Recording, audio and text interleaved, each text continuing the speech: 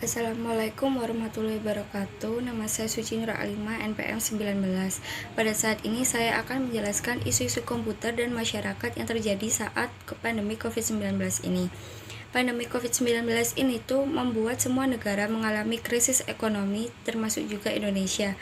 Banyak para tenaga kerja yang mengalami PHK, sehingga mereka itu susah untuk memenuhi kebutuhan hidupnya. Siswa-siswi yang biasanya bisa bersekolah secara offline, pada saat pandemi itu mereka melaksanakannya secara online menggunakan video conference yang berupa Google Meet maupun Zoom. Ada keamanan video conference tersebut itu masih belum akurat atau masih diragukan. Kemudian mereka itu mengalami kesulitan karena kendala jaringan yang buruk. Dengan adanya berita ini, kita sebagai kaum milenial harus belajar dan memahami apakah dan munculnya berita dampak pandemi COVID-19 ini terhadap kemiskinan. Estimasi bagi Indonesia, penyakit COVID-19 ini tuh menginfeksi jutaan orang di seluruh dunia. Pastinya dampak ekonominya itu diperkirakan akan besar dan dapat menyebabkan resesi global, sehingga angka kemiskinan itu semakin meningkat. Kemudian, penelitian itu memperkirakan bahwa COVID-19 ini akan menurunkan pertumbuhan ekonomi ke kisaran angka 1% sampai 4%. Kemudian menemukan bahwa dampak paling ringan COVID-19 ini terhadap pertumbuhan ekonomi akan menaikkan tingkat kemiskinan. Jadi, angka kemiskinan itu akan meningkat sebesar 1,3 juta orang.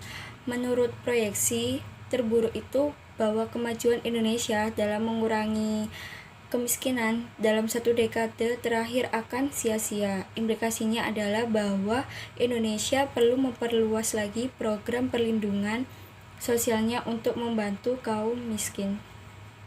Satgas COVID-19, kepatuhan masyarakat terapkan protokol kesehatan makin menurun. Sudah tahu angka penderita COVID-19 ini meningkat, tetapi banyak masyarakat yang melanggar protokol kesehatan. Padahal pemerintah ini tuh telah memandu atau memberikan arahan demi kelangsungan hidup masyarakat dan demi bangsa Indonesia. Masih banyak kalangan muda yang keluar tidak menggunakan masker, kemudian nongkrong di luar atau mendekati kerumunan. Pada mulanya perintah ini tuh mudah untuk dilaksanakan, seperti menggunakan masker di luar ruangan, kemudian tidak mendekati kerumunan atau nongkrong di luar. Pada tahun lalu sampai sekarang ini pemerintah melakukan tindakan PSBB dan memberikan peringatan kepada bagi yang melanggarnya dengan membayar 150.000 sampai 250.000 bagi masyarakat yang melanggarnya. Kemudian, Menteri Keuangan kita, Ibu Sri Mulyani, mengatakan bahwa masa pandemi COVID-19 ini menjadi momentum yang tepat untuk memperbaiki perekonomian nasional, sehingga pekerjaan pemerintah tak hanya mengurusi sektor kesehatan, tetapi juga sebagai fundamental menghadapi wabah virus corona ini. Negara lain itu masih menghadapi COVID-19, tetapi Indonesia juga sibuk menghadapi COVID-19 yang mereform perbaikan fondasi ekonomi dan kesejahteraan masyarakat Indonesia.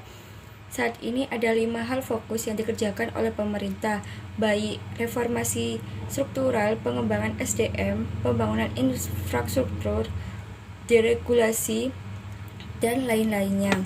Kemudian semua ini tuh dikerjakan stimulan atau hal ini tuh sangat penting bagi masa depan Indonesia, sehingga berbagai tantangan yang dihadapi oleh pemerintah itu tidak hanya berfokus pada penanganan krisis akibat COVID-19 ini. Mereka melihat kebijakan reformasi struktural jadi upaya serius bagi pemerintah untuk memperbaiki hal investasi, memberikan lapangan pekerjaan, dan memelihara keuangan agar tetap memperhatikan lingkungan agar tetap terjaga. Sekian penjelasan dari saya tentang materi komputer dan masyarakat. Saya akhiri. Wassalamualaikum warahmatullahi wabarakatuh.